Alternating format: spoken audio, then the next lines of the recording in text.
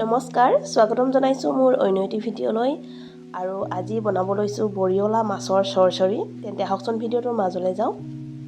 প্ৰথমে সৰিয়হ 2 চামুচমান মই তিয়াই ৰাখিছিলোঁ আৰু তাতে দি দিছোঁ নহৰু, কেঁচা জলকীয়া, এটা বিলাহী আৰু এটা পিঁয়াজ।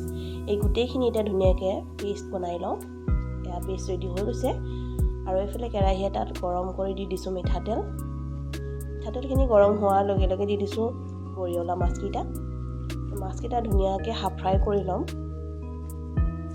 আৰু এনেকৈ খুব সাৱধানে লৰাই দিছোঁ যাতে আনটো ফালেও ধুনীয়াকৈ সিজি উঠে। সৰু মাছ আৰু মাছটো বৰ কোমল ঢিলা, সেইকাৰণে বৰ সাৱধানে লৰাব লাগে। আৰু এয়া মাছ ফ্ৰাই কৰা হৈ গৈছে। এটা পাত্ৰত এনেকৈ উলিয়াই লৈছোঁ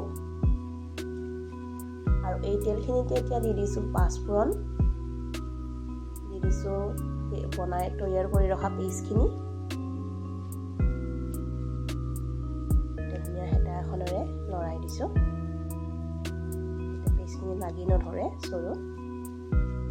এনেকৈ লৰাই দি দিছোঁ সোৱাদ অনুসৰি নিমখ আৰু হালধি আৰু আধা চামুচ ৰেড চিলি পাউডাৰ আৰু গোটেইখিনি ধুনীয়াকৈ হেতা এখনেৰে লৰাই দিছোঁ।